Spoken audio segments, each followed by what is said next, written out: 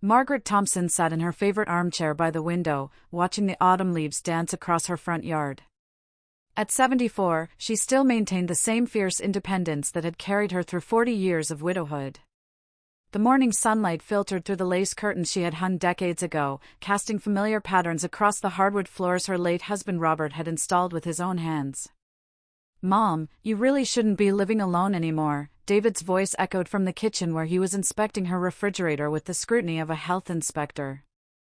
Her eldest son had driven up from Seattle that morning, unannounced as usual, with his wife Linda trailing behind him like a reluctant shadow. Margaret adjusted her reading glasses and continued sorting through the mail. Bills, advertisements, and a handwritten letter from her grandson Tommy, the only correspondence that truly mattered to her these days. "I've been living alone just fine for 4 decades, David. I raised you and your sister in this house after your father died, worked 3 jobs to put you both through college, and I certainly don't need supervision now." "But what about last week?" Sarah chimed in from the doorway, her arms crossed in that familiar stance Margaret remembered from her teenage years. Her daughter had flown in from Denver, claiming she was concerned about Margaret's well-being. "Mrs. Henderson called us both. She said you fell in the garden." Margaret set down her mail with more force than necessary. "I slipped on wet leaves while pruning the rose bushes. It was nothing more than a scraped knee and a bruised ego. I've survived worse." "Mom, you're 74 years old," David continued, his voice taking on that patronizing tone she'd grown to despise. "What if something serious happens? What if you fall and break a hip? What if you have a stroke? We live hundreds of miles away. And whose fault is that?" Margaret snapped, then immediately regretted the sharpness in her voice. She had always been proud of her children's success, even if it meant they'd moved far from home. David had built a successful consulting firm in Seattle, while Sarah had married well and lived comfortably in Denver's suburbs.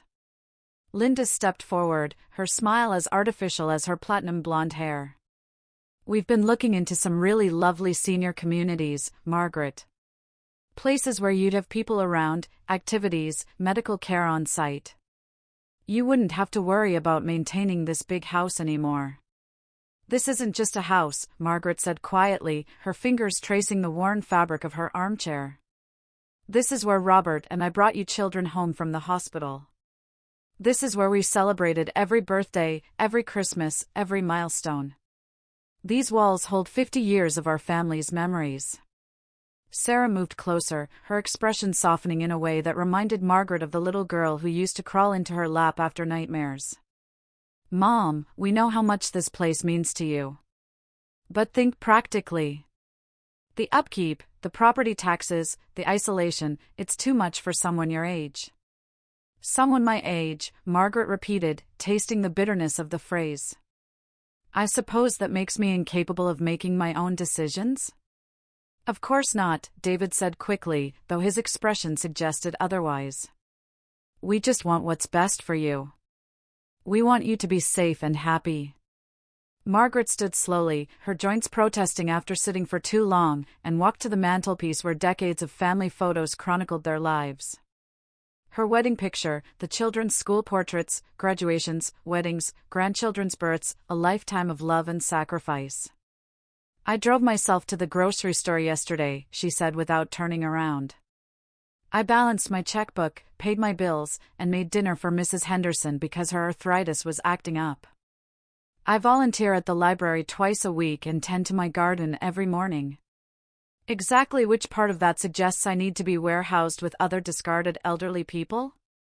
"Mom, that's not what we're suggesting," Sarah protested, but her voice lacked conviction.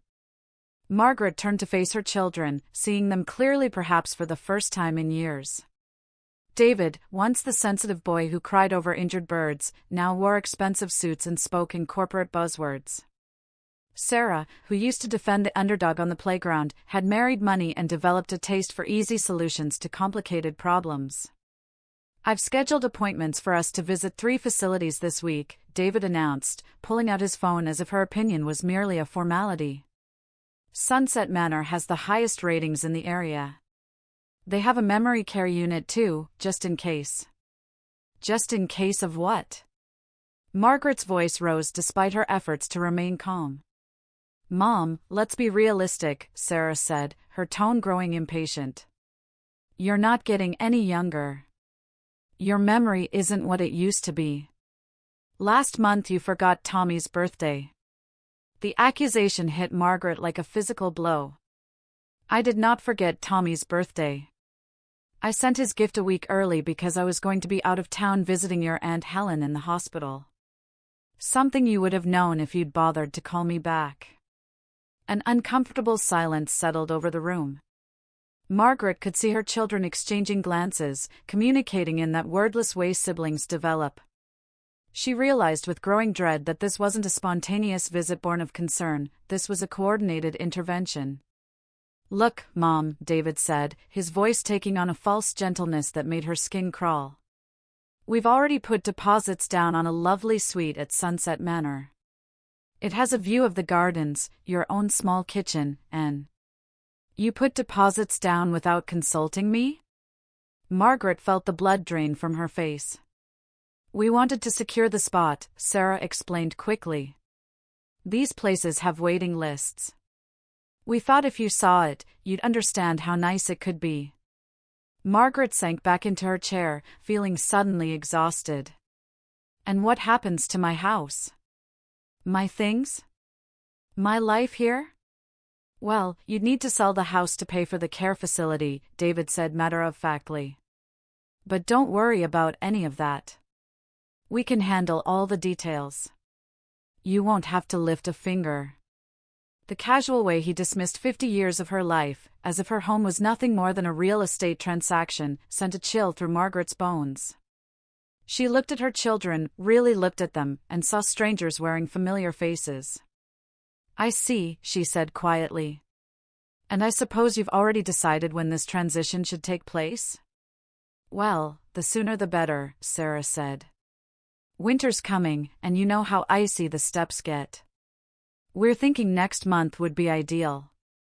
Margaret nodded slowly, her mind racing. Something felt wrong about this entire conversation, something beyond the obvious betrayal of being railroaded into giving up her independence. There was an urgency in their voices, a hunger in their eyes when they talked about selling the house. I need time to think, she said finally. Of course, David said, but his smile didn't reach his eyes. But Mom, don't take too long. These opportunities don't wait forever.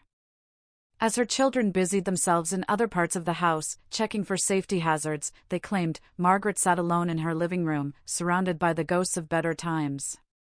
She picked up Tommy's letter again, her grandson's messy handwriting bringing tears to her eyes.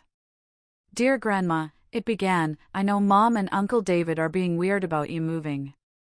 I just want you to know that I think you're the strongest person I know, and whatever happens, I'm on your side. I love you more than all the stars in the sky. Your devoted grandson, Tommy. P.S. Don't let them push you around. You taught me to stand up for myself, remember? A tear dropped onto the letter, smudging the ink slightly. Tommy, at 16, seemed to understand something that her own children had forgotten, that she was still a person worthy of respect and consideration, not a problem to be solved or an asset to be managed. From the kitchen, she could hear David on the phone, his voice low but urgent. Yes, I understand the timeline. No, she hasn't signed anything yet, but she will. The house should appraise for at least $400,000. Yes, we'll handle everything from our end. Margaret's blood turned to ice. They weren't just planning her future, they were already counting her money. The next morning, Margaret woke to the sound of strangers' voices in her hallway. Disoriented and still in her nightgown, she shuffled to her bedroom door and peered out to see a woman in a business suit measuring the width of the corridor with a tape measure. What's going on here? Margaret demanded, clutching her robe tighter around her thin frame. David appeared from the living room, his expression sheepish but determined. Mom, this is Jennifer Walsh from Caring Transitions. She's going to help us figure out what items you'll be able to take with you to Sunset Manor and what we'll need to dispose of. Dispose of? Margaret's voice cracked. David, I haven't agreed to anything yet. Jennifer stepped forward with a practiced smile that reeked of false sympathy. Mrs. Thompson, I know this is overwhelming, but I promise we'll make this transition as smooth as possible. Most facilities have strict size limitations, so we'll need to prioritize your most essential and sentimental items. Margaret watched in horror as the woman began photographing her furniture, making notes on a tablet. These are my belongings. My memories. You can't just catalog them like inventory. Mom, be reasonable. Sarah emerged from the kitchen, coffee mug in hand as if this was a perfectly normal morning. You can't take a 4-bedroom house worth of stuff into a 1-bedroom apartment. We're trying to make this easier for you. By making decisions without me? Margaret's voice rose. By treating me like I'm already dead? David's phone buzzed, and he stepped aside to answer it. Margaret caught fragments of his conversation. Yes, the real estate agent. Thursday works. We want to move quickly. Real estate agent? Margaret spun toward her son. What real estate agent? David ended his call, his face flushed. Mom, we're just getting preliminary information. Property values, market conditions, that sort of thing. The house isn't for sale, David. It will be, though, Sarah said gently, as if explaining something to a child. You'll need the money for the care facility. Sunset Manor costs $4,000 a month, and your Social Security won't cover that. Margaret felt the walls of her beloved home closing in around her. I have savings. I have Robert's pension. Mom, be realistic. David's patience was wearing thin. Your savings might last 2 years if you're lucky. Then what? We can't afford to supplement your care indefinitely. We have our own families, our own expenses. The casual cruelty of his words hit her like a slap. After everything she'd sacrificed for them, they were calculating exactly how much of a financial burden she would be. Jennifer continued her methodical cataloging, occasionally holding up items and asking, keep, donate, or sell? Margaret watched helplessly as strangers decided the fate of her possessions: Robert's reading chair, the china cabinet they'd saved months to buy, the quilt her mother had made by hand. The piano will have to go, Jennifer announced, measuring the old upright that had been Margaret's pride and joy. Even if the facility allowed it, moving costs would be prohibitive. I taught both my children to play on that piano, Margaret whispered. Sarah, remember when you performed for Elise at the school recital? You practiced for months. Sarah's expression flickered with something that might have been guilt. Mom, I haven't played piano in 20 years. It's just taking up space. Margaret sank onto the piano bench, her fingers automatically finding middle C. The note rang out, clear and true, just as it had for 30 years. Your father bought this for my 40th birthday. He said every home needed music. We'll find you a keyboard for the new place, David said dismissively. Something smaller, more practical. It won't be the same, Margaret said, but her voice was lost in the chaos of Jennifer's inventory and her children's planning. The doorbell rang, and Sarah hurried to answer it. Margaret heard unfamiliar voices, professional and brisk. Moments later, Sarah returned with a man in a navy blazer carrying a briefcase. Mom, this is Richard Hendricks from Premier Realty. He's going to do a quick walkthrough to give us an idea of the house's value. Margaret stood so quickly the piano bench scraped against the floor. I did not authorize this. Mrs. Thompson, Richard stepped forward with the same rehearsed sympathy as Jennifer. I understand this is difficult, but your children have your best interests at heart. From what I can see, this is a beautiful property. Great bones, established neighborhood. In today's market, I'd estimate somewhere between $400,000 and $450,000. The numbers hung in the air like a death sentence. Margaret realized she wasn't listening to a preliminary assessment, she was watching the dissolution of her life in real time. I need air, she said abruptly, pushing past the crowd of strangers in her living room. She grabbed her sweater from the hook by the door and stepped onto her front porch, breathing deeply for the first time all day. Mrs. Henderson was working in her garden next door, and she looked up with concern. "Margaret? Are you all right, dear? There's been quite a bit of activity at your house today." "They want to put me in a home, Helen," Margaret said, her voice barely above a whisper. "My own children want to warehouse me and sell my house out from under me." Mrs. Henderson set down her pruning shears and walked to the fence that separated their properties. At 78, she was even friendlier than Margaret, but her eyes blazed with indignation. "Those ungrateful children of yours should be ashamed.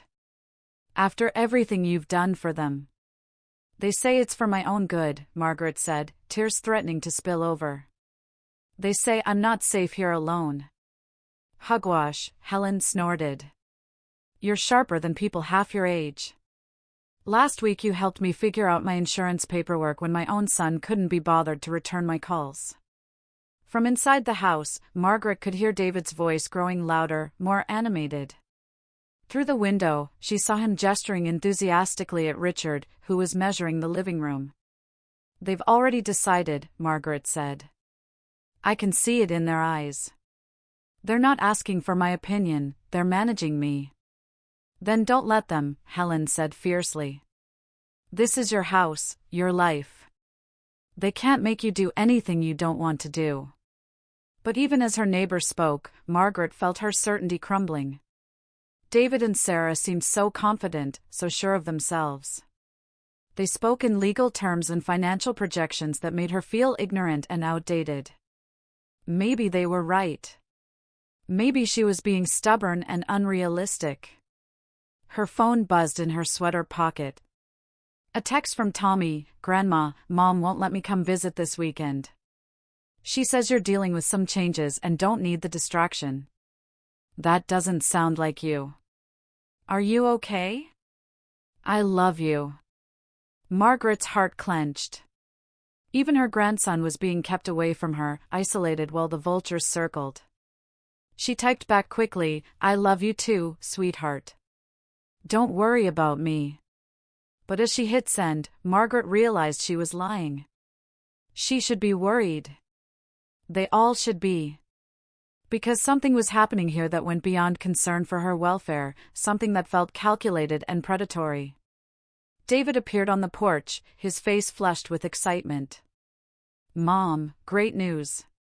Richard thinks we can have the house on the market within 2 weeks. The sooner we move, the better chance we have of getting top dollar before the winter market slows down." Margaret stared at her son, the stranger wearing her child's face. 2 weeks? I know it seems fast, but these things have momentum. Jennifer thinks she can have your belongings sorted and packed within 10 days. We've already confirmed her spot at Sunset Manor for the 1st of next month. "You've confirmed my spot," Margaret repeated slowly. "Without asking me." "Mom, we're trying to take care of everything so you don't have to stress about the details." The casual way he dismissed her autonomy, as if she was already too senile to make her own decisions, sent a surge of anger through Margaret's chest. "Get off my porch," she said quietly. "Mom?" "I said get off my porch. All of you. Get out of my house." David's expression shifted from confusion to irritation. "Mom, you're being unreasonable. We're trying to help you." "Help me?" Margaret's voice rose. "You're selling my home, disposing of my belongings, and warehousing me with strangers, all without my consent, and you call that help?" Sarah appeared in the doorway, her face tight with frustration. "Mom, we don't have time for dramatics. The paperwork needs to be signed, the house needs to be prepared for showing, and you need to start adjusting to reality." "My reality is that this is my house, my decision, and my life," Margaret said, her voice shaking with rage. "And I want all of you out. Now." David stepped closer, his voice dropping to a threatening whisper. "Mom, you're not thinking clearly. Maybe we should have Dr. Morrison evaluate your mental state before we proceed." The threat hung in the air like poison. Margaret realized with crystal clarity that her children weren't just planning to take her house, they were prepared to have her declared incompetent if she resisted. As the strangers filed out of her house, their business cards and measuring tapes and contracts tucked away until tomorrow, Margaret stood alone on her porch, watching her children load their rental car with grim efficiency. "This isn't over, Mom," David called out as he started the engine. "We'll be back tomorrow to continue the planning. Try to get some rest and think about what's really best for everyone." Everyone, Margaret noted. Not what was best for her, what was best for everyone. As the car disappeared down her street, Margaret's phone rang. The caller ID showed a number she didn't recognize. "Mrs. Thompson? This is Administrator Patricia Williams from Sunset Manor. I just wanted to confirm your move-in date for November 1st and discuss the financial arrangements your son has made." Margaret hung up without saying a word, her hands trembling. The trap was closing around her, methodical and relentless, and she was running out of time to escape. Margaret barely slept that night, her mind racing with fragments of overheard conversations and half-understood financial terms. When dawn broke, she was already dressed and sitting at her kitchen table with a cup of coffee and Robert's old address book, trying to remember which of their friends might still be alive to offer advice. The doorbell rang at exactly 8 o'clock. Through the peephole, Margaret saw David and Sarah flanked by two people she didn't recognize, a stern-looking woman in a gray suit and a younger man with a briefcase. "Mom, we need to talk," David called through the door. "We've brought some people who can help explain the legal aspects of the transition." Margaret's blood chilled. Legal aspects? She opened the door reluctantly, and the group pushed past her into the living room like an invasion force. The woman in gray immediately took charge, spreading papers across Margaret's coffee table with military precision. "Mrs. Thompson, I'm attorney Linda Carmichael, and this is my associate, James Patterson. Your children have retained our services to help facilitate your transition to assisted living and the subsequent sale of your property." "I didn't retain any attorney," Margaret said, her voice steady despite the fear clawing at her chest. "No, but as your concerned family members, David and Sarah have the right to seek legal counsel on your behalf," Linda replied smoothly. "Especially given some concerning behaviors they've described." Margaret's eyes snapped to her children. Concerning behaviors? Sarah shifted uncomfortably, but David met her gaze directly. "Mom, yesterday you became confused and agitated when we tried to help you plan your future. You refused to engage with perfectly reasonable professionals and became hostile when presented with logical solutions." "You mean I refused to let strangers catalog my belongings like I was already dead?" "See?" David turned to the attorney. "She's becoming paranoid and defensive. These are classic early signs of cognitive decline." Linda nodded sympathetically. "Mrs. Thompson, we're not here to upset you. We simply want to ensure that proper legal protections are in place. Your children are worried about your ability to make sound financial decisions." "My financial decisions?" Margaret laughed bitterly. "I've managed my own finances for 40 years. I've never missed a bill payment, never overdrafted an account, never made a reckless purchase. What exactly concerns you about my financial judgment?" James, the younger attorney, spoke for the first time. "Mrs. Thompson, with respect, maintaining a large property at your age represents significant financial liability. Property taxes, maintenance costs, potential injury lawsuits if someone were to fall on your property, these are complex risk assessments that require careful consideration." Margaret realized she was being surrounded by a wall of legal jargon designed to make her feel incompetent. "And I suppose the solution to these risks is to sell my home immediately?" "Well, yes," Linda said. "Your children have found an excellent care facility that will eliminate these concerns while providing you with professional medical oversight." "I don't need medical oversight," Margaret snapped. "I need my family to stop treating me like I'm mentally deficient."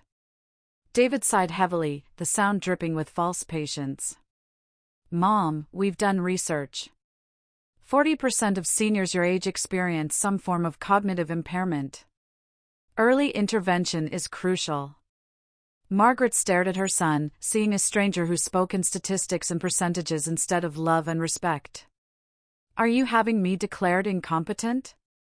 We're exploring all options to ensure your well-being, Sarah said quietly, unable to meet her mother's eyes.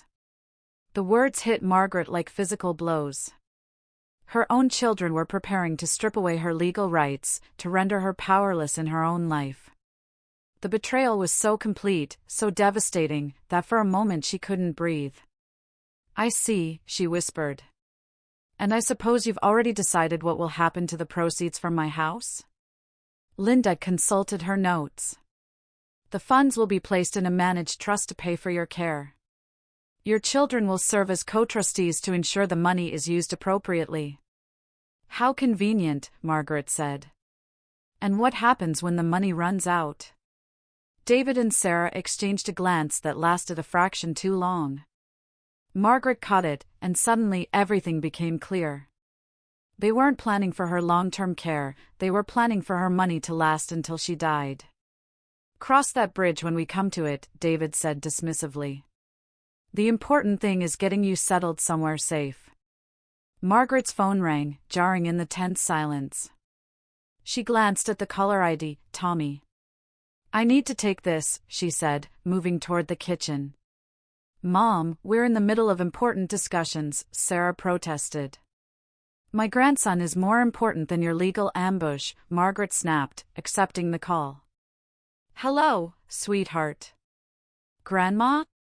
Tommy's voice sounded strained, older than his 16 years. Are you okay? Mom won't tell me what's happening, but I heard her and Uncle David talking last night about power of attorney and selling your house. Margaret's heart clenched. Even her teenage grandson understood the implications better than she'd wanted to admit. Tommy, They can't make you do anything you don't want to do, right, Grandma? This is America. People have rights. From the living room, Margaret could hear Linda explaining something about diminished capacity evaluations and medical assessments.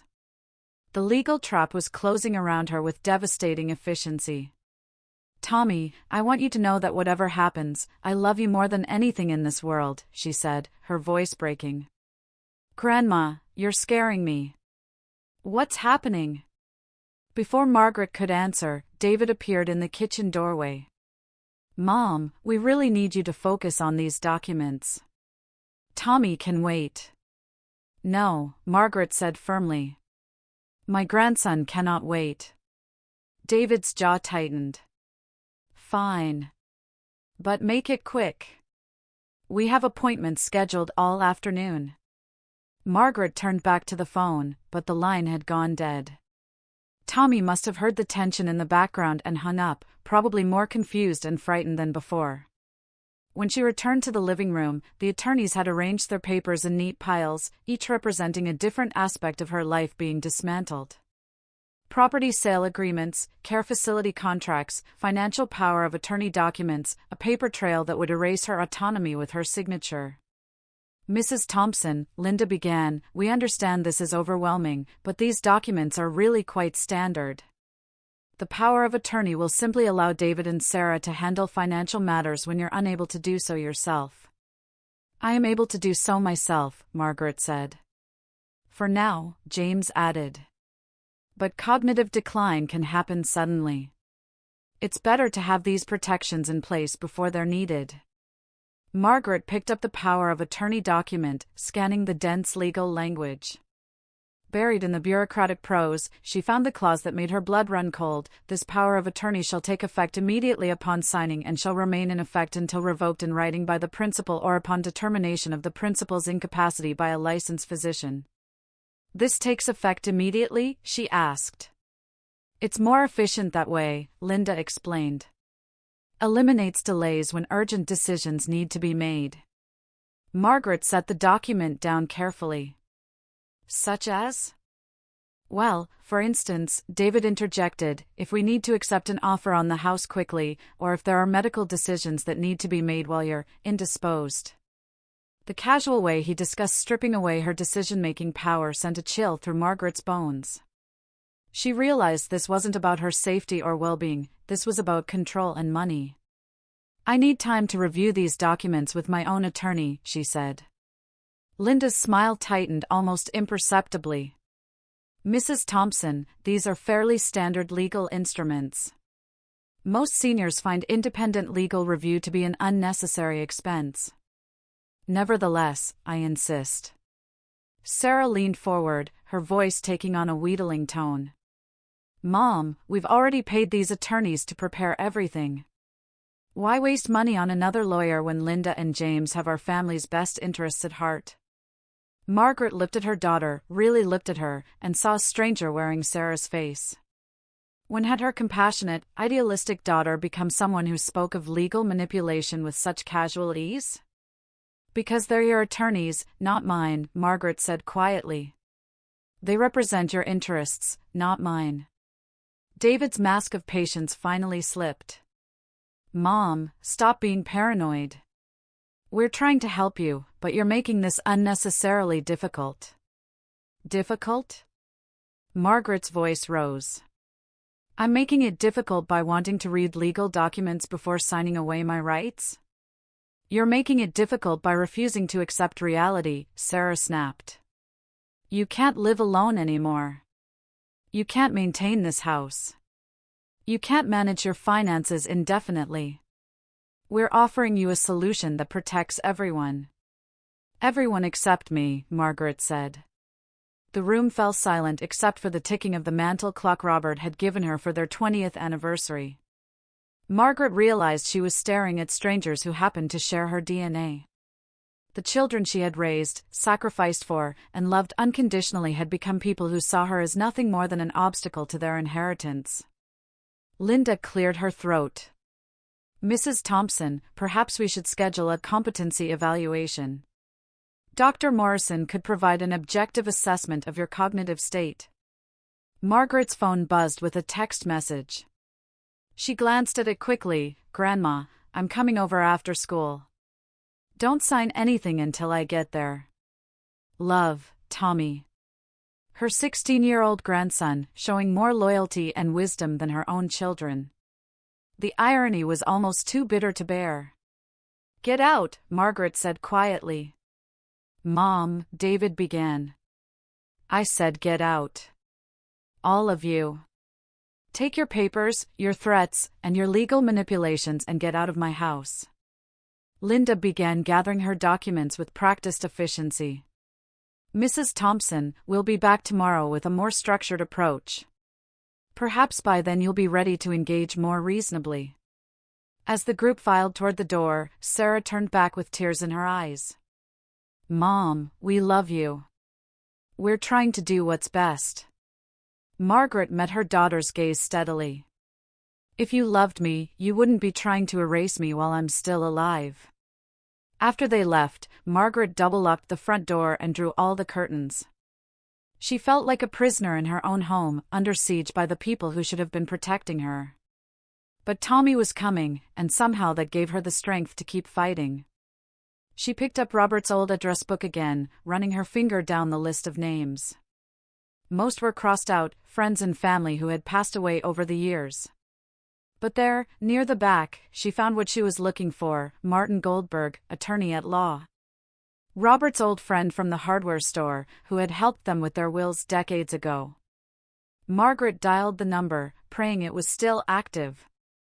After 3 rings, a familiar voice answered. "Martin Goldberg speaking." "Martin? This is Margaret Thompson. Robert's widow? I don't know if you remember me, but I need help." "Margaret! Of course I remember you. What's wrong, dear?" As Margaret began to explain her situation, she felt a spark of hope ignite in her chest. Maybe she wasn't as powerless as her children believed. Maybe she still had some fight left in her after all. Martin Goldberg arrived at Margaret's house that evening just as Tommy was climbing off his bicycle in the driveway. At 78, the attorney moved slowly but with purpose, his weathered face kind but alert. Margaret watched from her window as Tommy helped the old man with his briefcase, the teenager's natural courtesy warming her heart despite everything. Mrs. Thompson, Martin said as she opened the door, I've reviewed the documents you described over the phone. We need to talk immediately. Tommy hugged his grandmother tightly, and she could feel the tension in his young shoulders. Grandma, Mom tried to stop me from coming. She said you were having episodes and might say things that weren't true. Margaret's jaw tightened. Your mother is trying to control the narrative, sweetheart.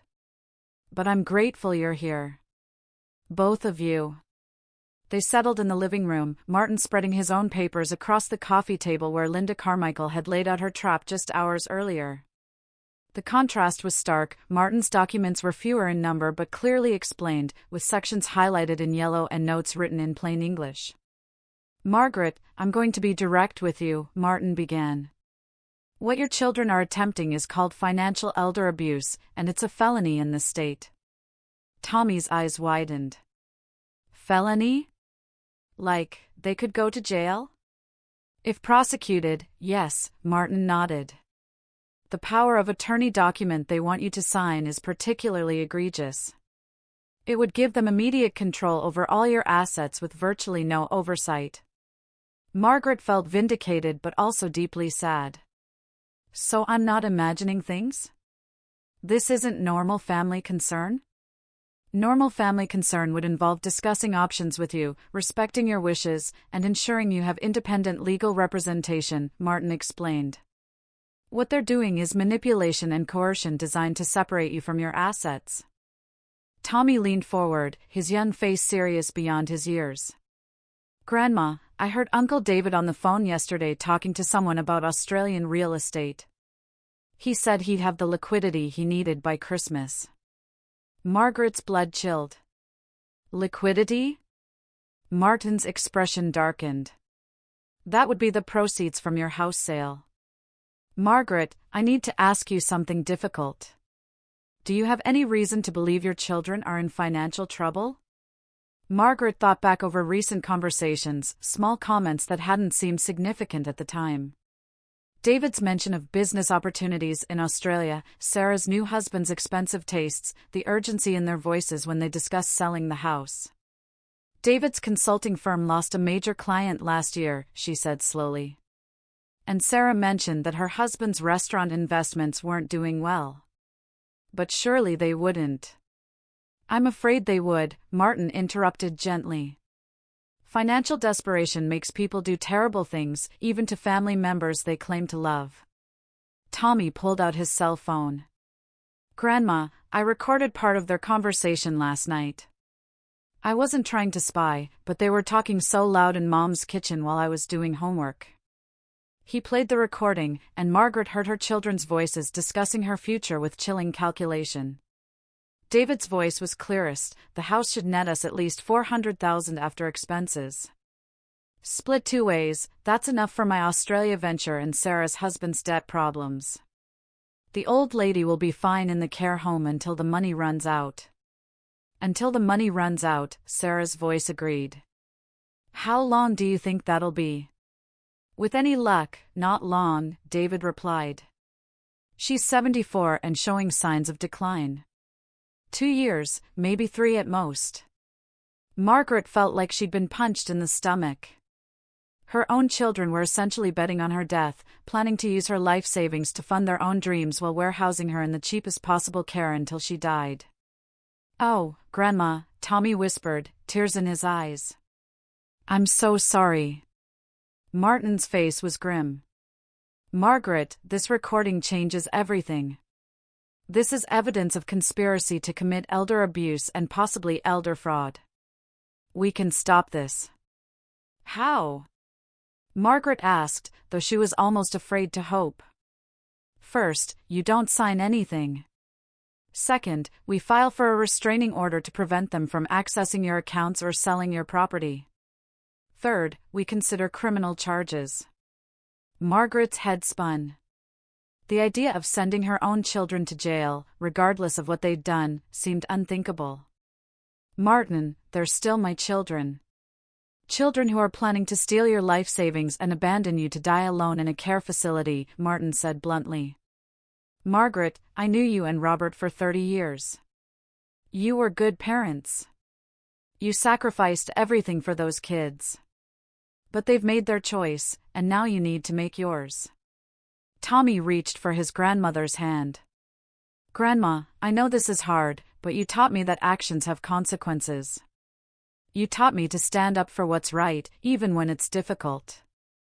Margaret looked at her grandson, really looked at him, and saw not just Tommy, but the values she had tried to instill in all her children.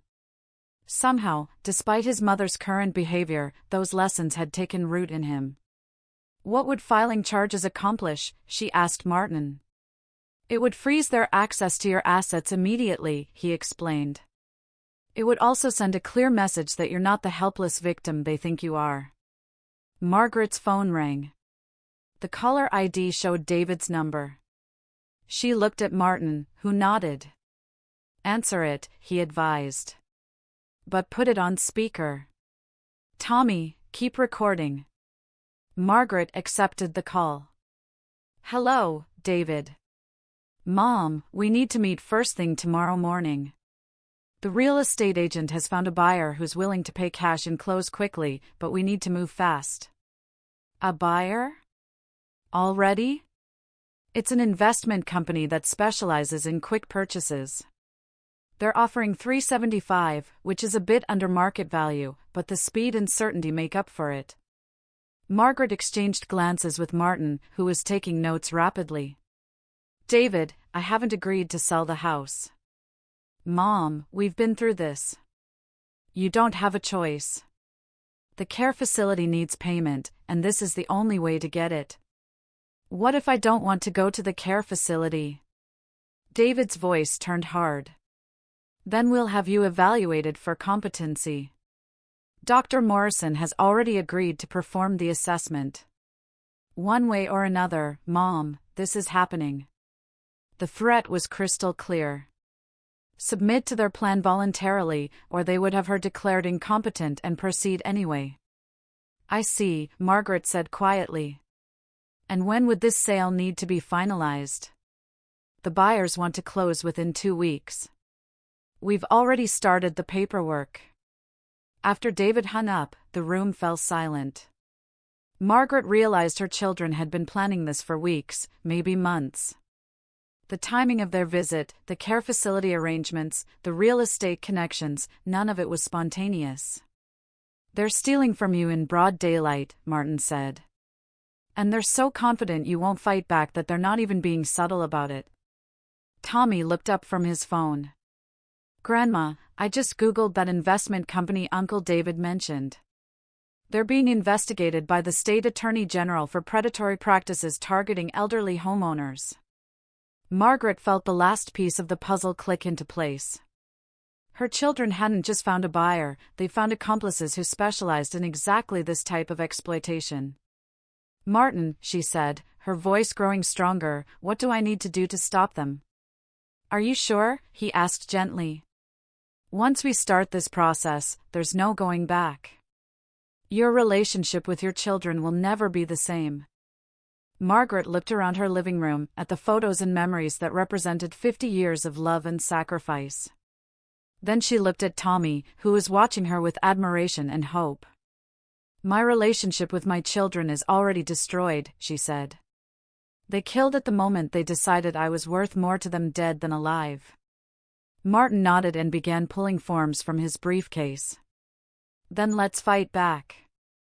As Margaret signed the papers that would protect her assets and potentially send her own children to prison, she felt something she hadn't experienced in days: power. For the first time since this nightmare began, she was taking control of her own destiny. Tommy squeezed her hand. I'm proud of you, Grandma. You're the strongest person I know. Margaret smiled through her tears. I learned from the best teacher of all, necessity. Outside, a car pulled into the driveway. Through the curtains, Margaret could see David and Sarah getting out, their faces grim with determination. They're here, she said. Martin gathered his papers calmly. Good. Let them come. We're ready for them. As the doorbell rang insistently, Margaret straightened her shoulders and walked toward the sound with her head held high. The scared, confused woman who had been manipulated and threatened was gone. In her place stood someone who had rediscovered her own strength, someone who was prepared to fight for her dignity and her future. The real Margaret Thompson was back. Margaret opened the door to find David and Sarah flanked by two men in dark suits. Behind them stood a woman with a medical bag and an official-looking clipboard. "Mom, this is Dr. Rebecca Morrison," David announced without preamble. "She's here to conduct the competency evaluation we discussed." Dr. Morrison stepped forward with a practiced smile. "Mrs. Thompson, I understand there's been some confusion about your care arrangements. I'm here to help assess your current cognitive state and ensure you're able to make informed decisions about your future." Margaret didn't move from the doorway. "And I suppose you've already been paid by my children to reach a particular conclusion?" Dr. Morrison's smile faltered slightly. "Mrs. Thompson, I'm a neutral medical professional. I simply want to ask you some questions and conduct a few simple tests." "In that case," Martin's voice came from behind Margaret, "you won't mind if Mrs. Thompson's attorney observes the evaluation." David's face darkened as he saw Martin emerge from the living room. "What's he doing here?" "I retained Mr. Goldberg to represent my interests," Margaret said calmly. "Surely you don't object to me having legal counsel?" Sarah pushed past her mother into the house, her eyes wild with panic. "Mom, what have you done? What has he told you?" "He's told me the truth," Margaret replied. "Something my own children seem incapable of doing." Tommy appeared in the hallway, his phone held discreetly at his side, still recording. Sarah's face went white when she saw her son. "Tommy, what are you doing here?" "I told you not to come." "I'm visiting my grandmother," Tommy said simply. "Is that illegal now?" One of the men in suits stepped forward. "Mrs. Thompson, I'm Detective Frank Crawford with the Elder Abuse Unit. We've received some concerning reports about potential financial exploitation." David's confident demeanor cracked. "Exploitation? That's ridiculous. We're trying to help our mother." Detective Crawford consulted his notes. "By forcing her to sell her home to pay debts you've incurred? By having her declared incompetent when she refuses to cooperate? By threatening to abandon her in substandard care facilities?" "We never said substandard," Sarah protested weakly. "No, but you did discuss how long you expected her to live once her money ran out," Martin interjected, producing a transcript of Tommy's recording. Quote, "With any luck, not long." Dr. Morrison looked between the family members with growing unease. "Perhaps I should reschedule this evaluation. There seem to be significant family conflicts that need to be resolved first." "There's no need for rescheduling," Margaret said firmly. "I'll gladly submit to your evaluation, Doctor. I'm confident it will show that I'm perfectly capable of making my own decisions." David's desperation was becoming visible. "Mom, you're making a terrible mistake. We're your family. We want what's best for you." "What you want is my money," Margaret replied. "And you're willing to destroy me to get it." The second detective stepped forward. "Mr. and Ms. Thompson, we need to ask you some questions about your mother's financial arrangements." "You have the right to remain silent." "Wait," Sarah interrupted, tears streaming down her face. "This is insane. Mom, we love you. Yes, we need some financial help, but we thought you'd want to help us." "Help you?" Margaret's voice rose. "You wanted to steal my house, warehouse me in a care facility, and bet on how quickly I'd die so you could inherit what was left. That's not asking for help, that's elder abuse." Tommy stepped closer to his mother. "Mom, I heard you and Uncle David planning this. You weren't asking Grandma for help. You were taking everything she had without even telling her why." Sarah looked at her son with a mixture of shame and desperate love. "Tommy, you don't understand. Your stepfather's business is failing. We could lose everything. So you decided to take Grandma's everything instead?" Tommy's voice cracked with emotion. How is that different from stealing?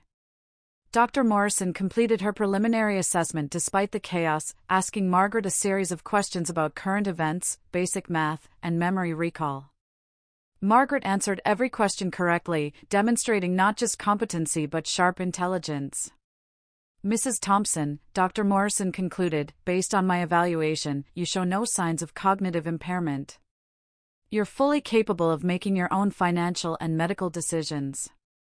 David's last hope crumbled. That's impossible.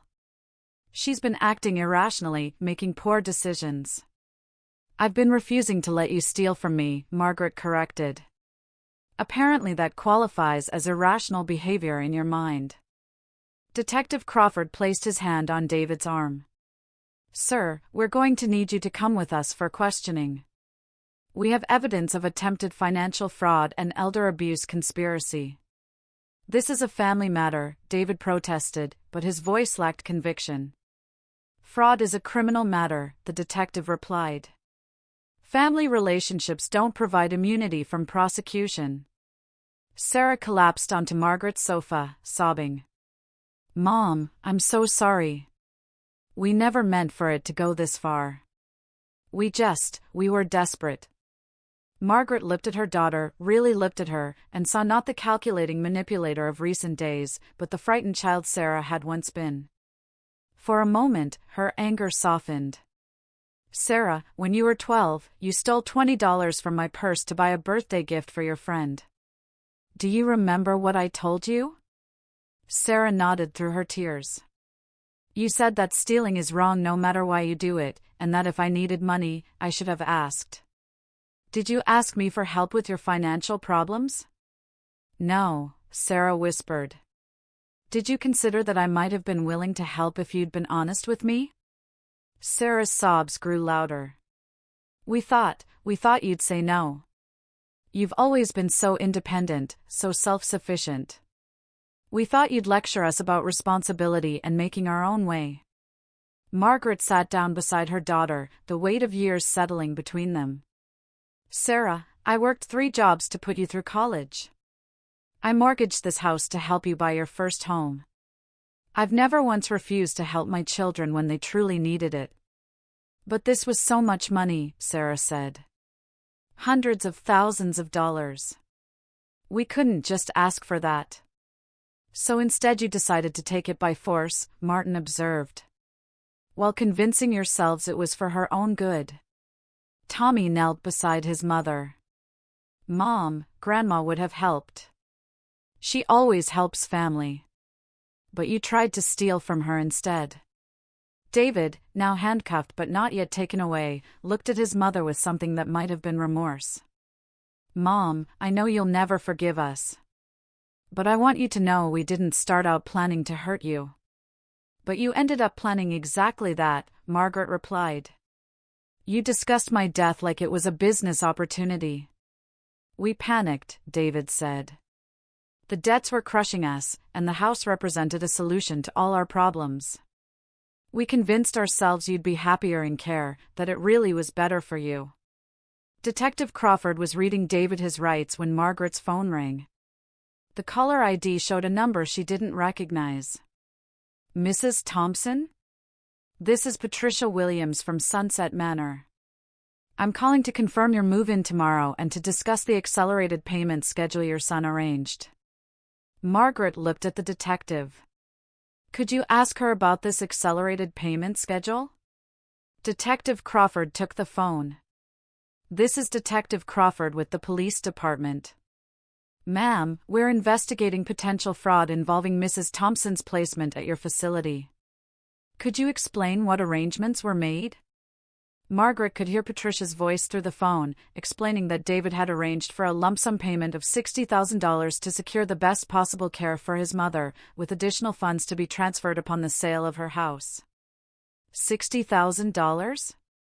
Margaret gasped. Where did you get $60,000? David's face was ashen. We took a loan against your house. Just a small equity loan to get things started. Martin was already on his phone with the bank. After a brief conversation, he hung up with a grim expression. Margaret, they've borrowed $90,000 against your property using forged power of attorney documents.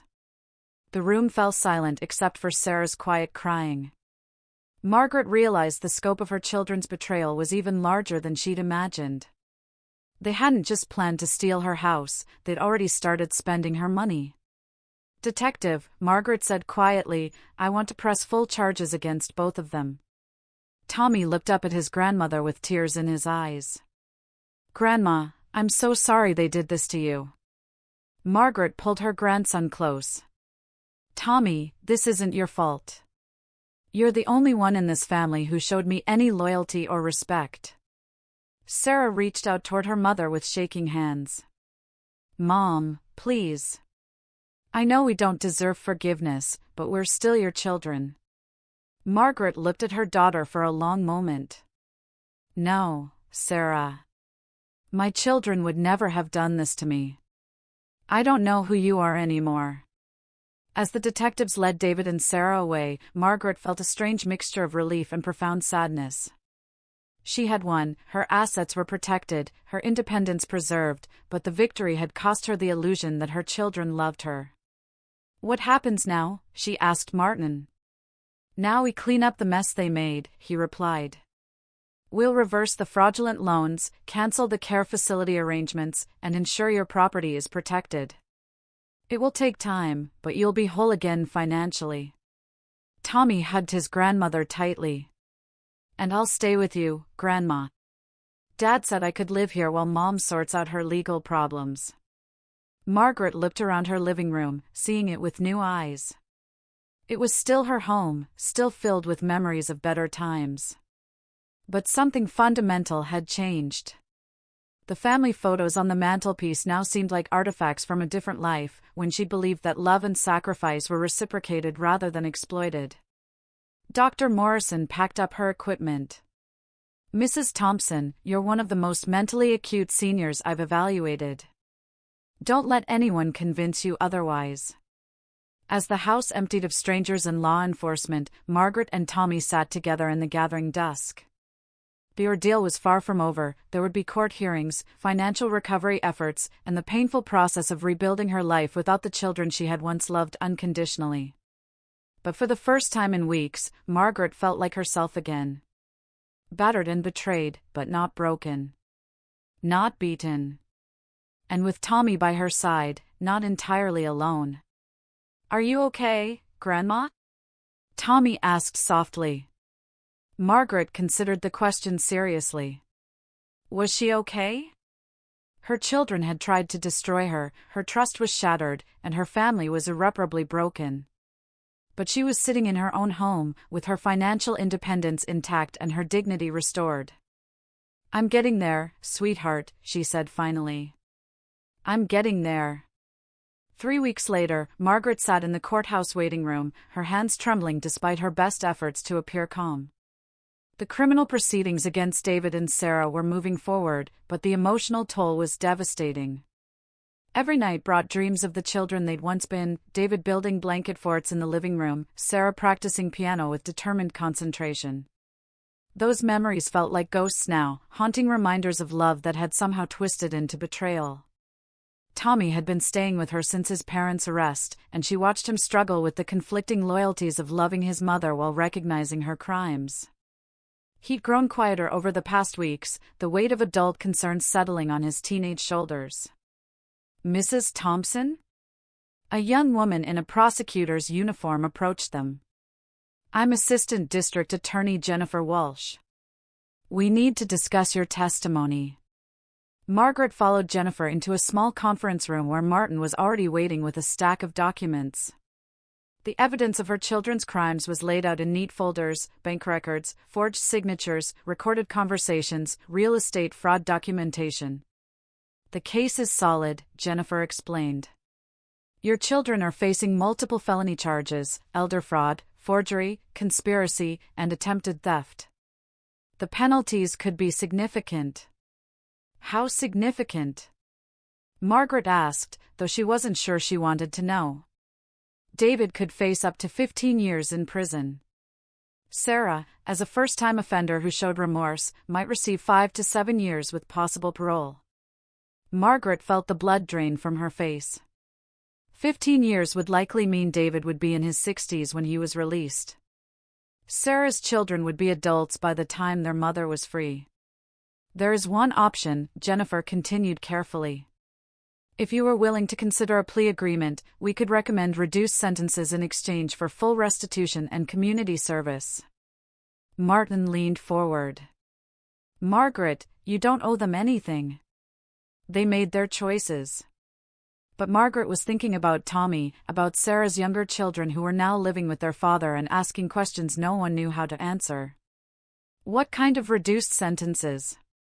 Probably 2 years for David, 18 months for Sarah, with the possibility of serving time in minimum security facilities.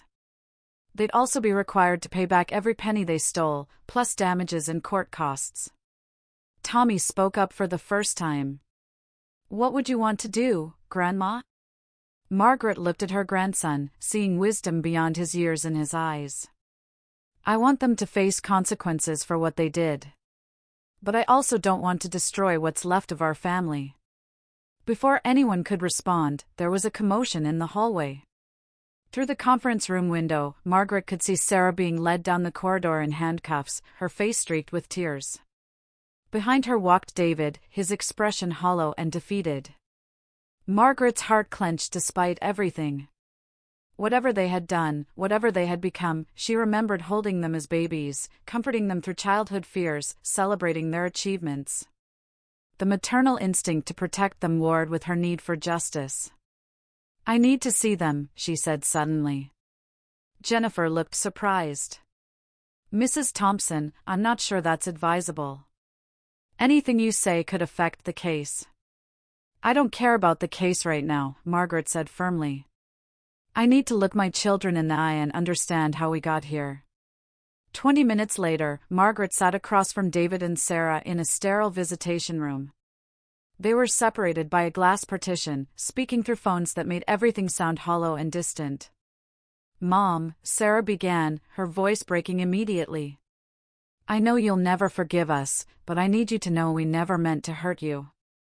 Margaret studied her daughter's face, looking for signs of the child she'd raised. How exactly did you think stealing my house and having me declared incompetent wouldn't hurt me? David leaned forward, his lawyer-provided confidence completely gone. We convinced ourselves it was a victimless crime. You'd be taken care of, we'd solve our financial problems, and everyone would be better off. Except I would have been warehoused in a care facility I never chose, stripped of all my possessions and independence, waiting to die so you could inherit what was left, Margaret replied. How is that victimless? Sarah sobbed into her hands. We were drowning, Mom. The debts, the pressure, the fear of losing everything we'd worked for. When we saw how much the house was worth, it seemed like the perfect solution. Perfect for you, Margaret said. Devastating for me. Tommy, who had been silent beside his grandmother, finally spoke. Mom, why didn't you just ask for help? Grandma has always helped family. Sarah looked at her son through the glass, her face crumpling. Because we needed so much money, Tommy. Hundreds of thousands of dollars. We couldn't ask anyone for that kind of help. So you decided to steal it instead, Tommy said quietly. David's composure finally cracked. Tommy, you have to understand.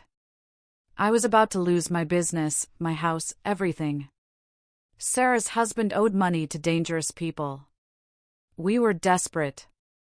Desperate enough to destroy Grandma's life, Tommy replied, his young voice heavy with disappointment. Margaret watched this exchange, seeing her family disintegrate in real time. David and Sarah had become strangers to her, but they were still Tommy's family. She realized her decisions about prosecution would affect him as much as anyone. David, Sarah, she said slowly, I want you to listen to me very carefully. What you did was unforgivable. You tried to steal my home, my independence, and my dignity. You discussed my death like it was a business opportunity. You forged documents, lied to authorities, and manipulated everyone around you. Both her children nodded, unable to meet her eyes. But, Margaret continued, you're still the father and mother of children who need you. Tommy shouldn't have to choose between loving his mother and respecting his grandmother. Sarah looked up with the first spark of hope Margaret had seen in her eyes.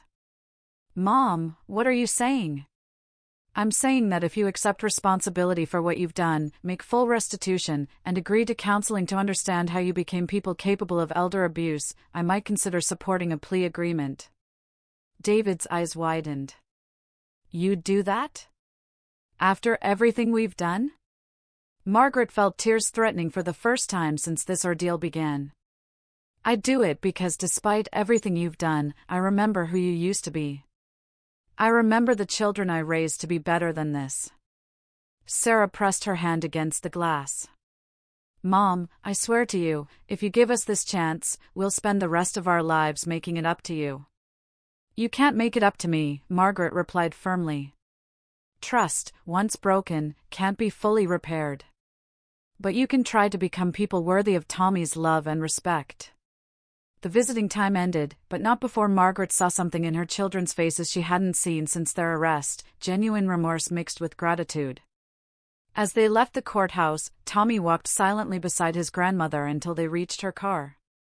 Grandma, he said finally, you didn't have to do that. They don't deserve your mercy. Margaret looked at her grandson, this young man who had shown more integrity in recent weeks than his mother and uncle combined.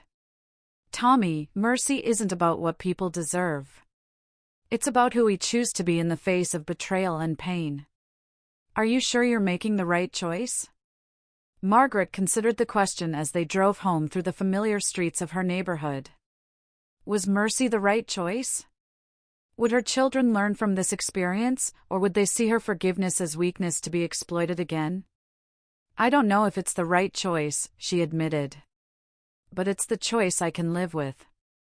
Your mother and uncle made terrible decisions, but if there's any chance they can become better people, don't you think it's worth trying? Tommy nodded slowly. I just don't want them to hurt you again. They can't hurt me the same way twice, Margaret said. I'll never trust them with my financial security or my future care. But maybe, someday, we can find a way to be a family again. That evening, as Margaret prepared dinner for herself and Tommy, she reflected on how much her life had changed. A month ago, she'd been a naive widow who believed family bonds were unbreakable. Now she was someone who understood that love could be weaponized, that trust was a precious commodity that had to be earned rather than assumed. But she was also someone who had discovered her own strength, someone who had fought back against manipulation and won. The scared, confused woman who had been overwhelmed by legal documents and threats was gone, replaced by someone who understood her own worth and power. Tommy was doing homework at the kitchen table, his presence a comfort and reminder that not all family bonds were poisoned. In him, she saw the values she had tried to instill in all her children: honesty, loyalty, courage, and compassion.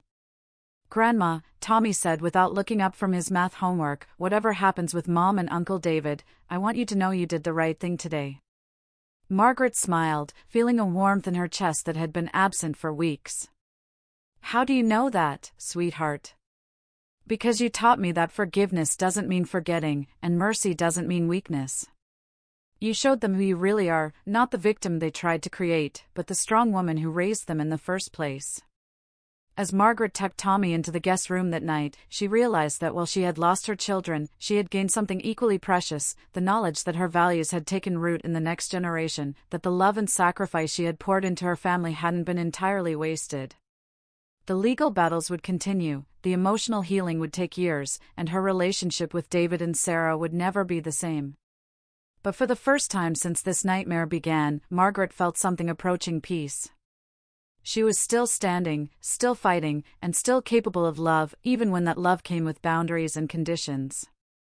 Tomorrow would bring new challenges, but tonight, she was home, she was safe, and she was not alone. 6 months after the plea agreement was finalized, Margaret found herself in an unexpected place, a support group for elder abuse survivors meeting in the basement of St. Mary's Community Center.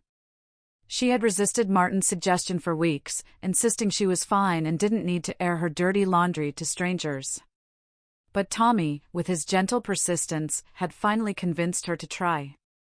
"My name is Margaret, and this is my first meeting," she said to the circle of 8 other seniors, her voice steady despite her nervousness.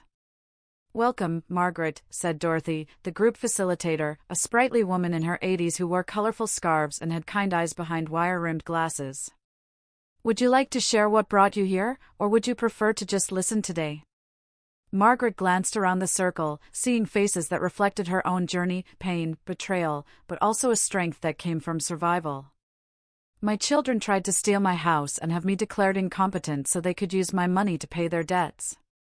The words came easier than she'd expected, perhaps because she'd told the story so many times in court proceedings and legal meetings. But here, among people who understood, it felt different, not like testimony, but like truth-telling. "Family perpetrators are the hardest to process," said Harold, a dignified man with a cane resting against his chair. "When strangers steal from you, it's a crime. When family does it, it feels like your whole world has been turned upside down." Margaret nodded, feeling understood for the first time in months. "The worst part is that I still love them. I'm furious and hurt and feel betrayed, but when I saw them in court, part of me still wanted to protect them." "That's normal," Dorothy assured her. "Love doesn't disappear just because someone hurts us, especially when that someone is our child. The key is learning to love them while also protecting yourself." Over the following weeks, Margaret found herself looking forward to the Tuesday evening meetings. The group became a safe space where she could express her conflicted feelings without judgment. She learned that Eleanor's son had emptied her retirement accounts for gambling debts, that Frank's daughter had sold his house while he was recovering from surgery, that Ruth's nephew had convinced her to sign over her power of attorney and then moved her to a facility 3 states away from her friends. "Come in, David," she said, stepping aside. As David crossed the threshold, Margaret watched him take in the familiar surroundings. She saw his eyes linger on the piano he had once wanted to sell, the family photos he had once dismissed as clutter, the living room where he had plotted her downfall. His face showed what she hoped was genuine remorse. Sarah arrived 30 minutes later with a homemade pie and a nervous smile. The 3 of them, mother, daughter, and son, stood in the kitchen together for the first time in over 3 years. The silence was heavy with unspoken history, but not hostile. "I brought something," David said, offering Margaret the small package. "It's not much, but I wanted you to have it." Margaret unwrapped the gift carefully. Inside was a small framed photo she had never seen before, a picture of her and Robert dancing at their 25th wedding anniversary party, taken by one of the children with Robert's old camera. She was laughing at something he had whispered in her ear, her face radiant with joy and love. "I found it in some old photos Dad left me," David explained. "I wanted you to have it because it shows you the way I'm trying to remember you, not as the victim we made you into, but as the happy, strong woman you've always been." Margaret felt tears spring to her eyes. It was a perfect gift, thoughtful and meaningful in a way that demonstrated David was learning to see her as a person rather than an obligation. "Thank you," she said, setting the photo on the counter where she could see it while she cooked. "This means more to me than you know." As they worked together to finish preparing the meal, Margaret marveled at how different the dynamic felt from the tense, manipulative atmosphere of 3 years ago. David asked permission before opening cabinets, apologized when he accidentally knocked over a spice container, and deferred to Margaret's preferences about everything from seasoning to serving dishes. Sarah moved around the kitchen with familiar ease but also with respect, not presuming to take charge but offering help at every turn. Tommy, the bridge between generations, kept the conversation light but meaningful, sharing stories from college and asking about his mother's work at the Advocacy Center and his uncle's progress in rebuilding his consulting practice. "I have something to share," David said as they gathered around the table that had witnessed so much pain and was now hosting healing. "I've been accepted into a victim restitution program where I'll be speaking to other potential elder abuse perpetrators about the consequences of financial exploitation." Margaret looked up from carving the turkey, surprised. "You're going to speak publicly about what you did to me?" David nodded, his face serious. I think people need to hear from someone who actually went through with it, someone who can explain how we convinced ourselves we were helping when we were really just stealing. If my story can prevent even one family from going through what we put you through, then maybe some good can come from the worst thing I've ever done." Sarah reached across the table to squeeze her brother's hand. "That's incredibly brave, David. And important." As they settled into the meal, Margaret felt overwhelmed by a mixture of gratitude and grief. Gratitude for the progress her children had made, for Tommy's steadfast love, for her own strength in surviving their betrayal. Grief for the years lost to mistrust and healing, for the innocence that could never be recovered. "I want to say something before we eat," Margaret announced, raising her water glass. 3 years ago, I thought this family was destroyed forever.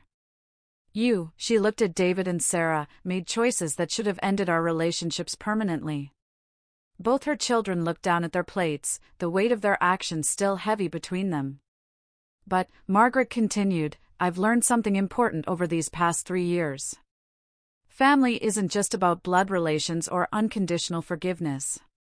Real family is about people who choose to love each other despite imperfections, who commit to growth and accountability, who protect and support each other." She looked at Tommy, her voice growing emotional. "Tommy, you've been my family through all of this. You chose loyalty over convenience, truth over comfort." Tommy's eyes filled with tears as his grandmother continued. "Sarah, you've done the hardest thing a person can do, you've faced the worst parts of yourself and chosen to become better. You've earned your place at this table." Sarah was crying openly now, but they were tears of gratitude rather than shame. "And David," Margaret's voice became firmer but not unkind, "you're here on probation, essentially. But the fact that you're here at all, that you've accepted accountability and transparency, gives me hope that you can earn your way back into this family's trust." David nodded, his own eyes wet. "I understand, Mom. And I'm grateful for the chance." Margaret raised her glass higher. "So here's to this imperfect, damaged, healing family. Here's to second chances earned through hard work. And here's to the truth that love without boundaries isn't really love at all, it's enabling." They clinked glasses, and Margaret felt something she hadn't experienced in years, complete peace. Not the naive peace of ignorance, but the hard-won peace of wisdom. As they ate, conversation flowed more naturally than Margaret had dared hope. Sarah shared stories from her work helping other families heal from financial abuse. David talked about his sponsor and the difficult process of accepting full responsibility for his actions. Tommy described his studies and his plans to work with elderly advocacy groups after graduation. "You know," Margaret said as they cleared the dishes together, "in some ways, this family is stronger now than it was before everything fell apart." "How do you figure that?" David asked, genuinely curious. "Before, our love was based on assumptions and obligations. Now it's based on choice and respect. Before, I was the family matriarch who enabled you to take me for granted. Now I'm a person with boundaries who demands to be treated with dignity." Sarah nodded thoughtfully. "And we're not your children who expected unconditional support regardless of our behavior. We're adults who have to earn our place in your life." "Exactly," Margaret smiled. "That's much healthier for all of us." As the afternoon waned and her children prepared to leave, Margaret felt a profound sense of completion. The journey from betrayal to healing had been longer and more painful than she ever could have imagined, but it had led to something beautiful, a family rebuilt on firmer ground. David hugged her goodbye, and Margaret was surprised to find that her embrace felt genuine rather than obligatory. "Mom," he whispered, "I know I can never undo what I did to you. But I promise you'll never have to question my motives again." "I believe you," Margaret said, and realized she meant it. Sarah's goodbye was longer and more emotional. "Mom, I love who you've become through all this. You're still the woman who raised us, but you're also someone who refuses to be taken advantage of. I admire that strength." After they left, Margaret and Tommy sat together on the front porch as the sun set over the neighborhood where she had lived for 50 years, the neighborhood her children had once tried to force her to abandon. "Are you happy, Grandma?" Tommy asked, leaning against her shoulder the way he had as a small boy. Margaret considered the question as she looked at her house, the house she had nearly lost, the house that now felt more truly hers than ever before. "I'm more than happy," she said finally. "I'm grateful. Grateful for the betrayal that taught me my own strength. Grateful for the pain that led to wisdom. Grateful for the breakdown that allowed for this new beginning." Tommy was quiet for a moment. "Do you think you'll ever trust them completely again?" "No," Margaret said without hesitation. "But I don't need to trust them completely to love them conditionally. I can love them while protecting myself. I can forgive them while maintaining boundaries. I can be their mother while being my own person first." As stars began to appear in the darkening sky, Margaret felt the profound peace of someone who had lost everything and rebuilt something better from the ruins. Her children had tried to steal her house, but she had kept her home. They had tried to steal her independence, but she had found her strength. They had tried to steal her dignity, but she had discovered her worth. Most importantly, they had tried to steal her future, but she had created a new one, one where love was earned rather than assumed, where family was chosen rather than obligated, and where an elderly widow had proven that it's never too late to stand up, fight back, and reclaim your life. Margaret Thompson, at 77 years old, had never been happier to be exactly who she was, a survivor, a grandmother, a woman who had learned that the best revenge against those who underestimate you is to prove them wrong by thriving. As she and Tommy headed inside to finish cleaning up from their first real family meal in 3 years, Margaret smiled to herself. Tomorrow would bring new challenges and new opportunities for growth. But tonight, she was home, she was safe, she was surrounded by love that was real rather than performative, and she was exactly where she belonged. The little note Tommy had given her 3 years ago still sat framed on her bedside table. "Don't let them push you around. You taught me to stand up for myself, remember?" She had remembered. And in standing up for herself, she had saved not just her own life, but the lives of the family members who had needed to learn what real love looked like. Sometimes the greatest gift you can give someone is to refuse to let them destroy you.